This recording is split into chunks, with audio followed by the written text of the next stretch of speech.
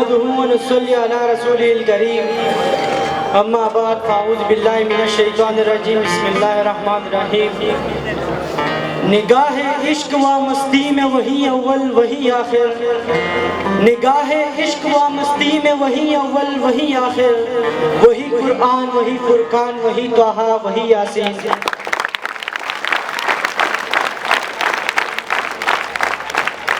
جناب صدر قابل احترام اساتذہ کرام حاضرین محفل اور میرے ہم قلم ساتھیوں السلام علیکم عجب رسم ہے چارہ گروہ کی محفل میں عجب رسم ہے چارہ گروہ کی محفل میں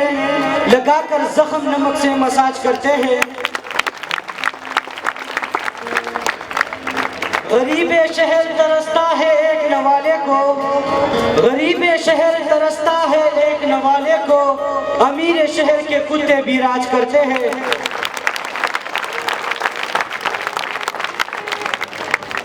جناب صدر آج مجھے جس عنوان پر لبکشائی کا موقع ملا ہے وہ ہے انسداد بدعنوانی صدر علی وقار یہ بات ہم بخوبی جانتے ہیں کہ اسلام نے ہمیں بدعنوانی سے سختی سے منع کیا ہے آقائے دو جہاں حضور صلی اللہ علیہ وآلہ وسلم نے فرمایا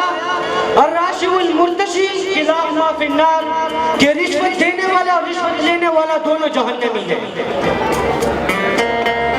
جناب صدر بدعنوانی کو کسی بھی ملک اور قوم کے لیے ایسا ناسور تصور کیا جاتا ہے جو پھیل جائے تو معاشرے تباہ ہو جاتے ہیں کیونکہ جس ملک میں بدعنوانی کا چلن ہو جس ملک کی اقوام اپنی ناجائز کاموں کو جائز کرانے کے لیے سرعام سرکاری افسروں کو رشوت دے جس ملک کی سیاسی قیادت خود بیٹھ جوڑ سے کرپشن کو فروغ دے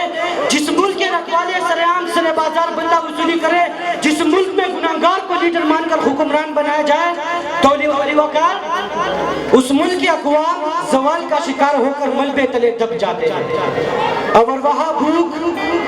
تہذیب کے آداب بلا دیتے ہیں جی ہاں علی وقار ایسا ہی کچھ حال وطن عزیز کا بھی ہے ہر طرف آگ لگی ہوئی ہے نفسہ نفسی ہے معصوم کو خون سے نہلایا جا رہا ہے ملک کا ہر ادارہ 100% کرپٹ ہو چکا ہے لیکن حکمران خاموش بیٹھے ہیں صدر علی وقار افسوس آج ارکان اسمبلی نیب اور وزراء بڑے دعوے کے ساتھ کہتے ہیں کہ ہم نے بدعنوانی کا خاتمہ کیا ہے تو علی وقار میں آپ سے پوچھنا چاہتا ہوں آپ مجھے بتائیے کہ کیا یہ بدعنوانی نہیں کہ جاگیردار کو کالجز اور یونیورسٹیز میں ایڈمیشن دیا جاتا ہے اور غریب کو دھکے مار کر باہر نکال دیا جاتا ہے کیا یہ بدعنوانی نہیں کہ امتحانی حال میں پیسہ دے کر نقل کو فعال کیا جاتا ہے اور جب کوئی غریب کو آواز اٹھائے تو ریسٹیکیٹ کا چپا لگا کر خاموش کراتے ہیں کیا یہ بدعنوانی نہیں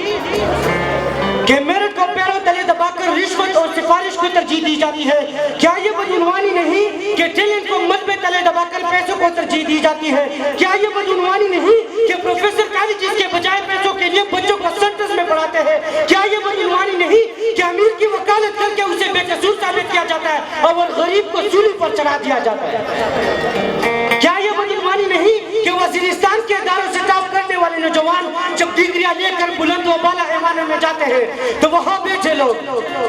صدر علی وقار تو وہاں بیٹھے لوگ ان سے یہی کہتے ہیں کہ یہ سیٹ تو 30 لاکھ پر بک چکی ارے نہ تم صدمے ہمیں دیتے نہ یوں فریاد ہم کرتے نہ تم صدمے ہمیں دیتے نہ یوں فریاد ہم کرتے نہ کھلتے راز سربستہ نہ یوں رسوائیاں ہوتے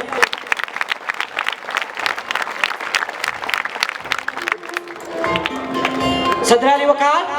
تعلیم صحت اور ملازمت ہر شہری کا حق ہے لیکن بدعنوانی کی وجہ سے یہ تمام حقوق ختم ہو چکے ہیں محنت ذہانت اور ایمانداری کی بنیاد پر کچھ حاصل نہیں ہوتا معاشرے میں اوصاف اور خوبیوں کی کوئی اہمیت ہی نہیں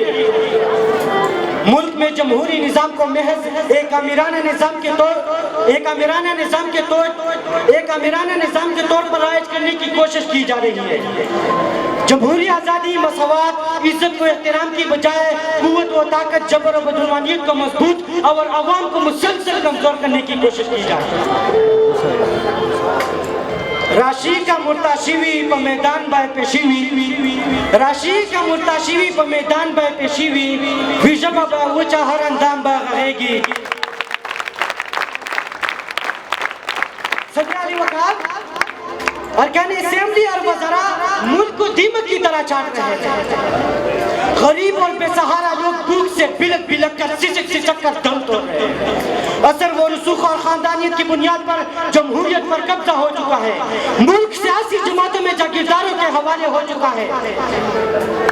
मासूम लोगों को तशद्दुद का निशाना बनाया जा रहा है। अब कचकोल टूट चुकी है, लेकिन अब भी हम यही कहते हैं कि हम गुनहगार नहीं। बर्तरी की सबूत की खातिर खून बहाना ही क्या जरूरी, कि बर्तरी की सबूत की खातिर खून बहाना ही क्या जरूरी, घर की तारीखियां मिटाने को घर जलाना ही क्या जरूरी।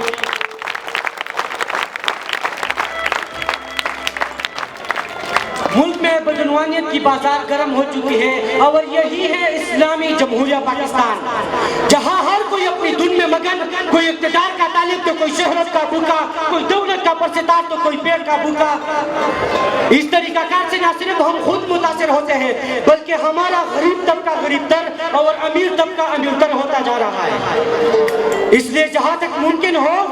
हमें अपने मुल्क से इस नासूर का खात्मा करना होगा, ताकि मुल्क के मुस्तकबिल को बचाया जा सके। अब गुनाह और सवाब बिकते हैं, मान लीजिए जनाब बिकते हैं।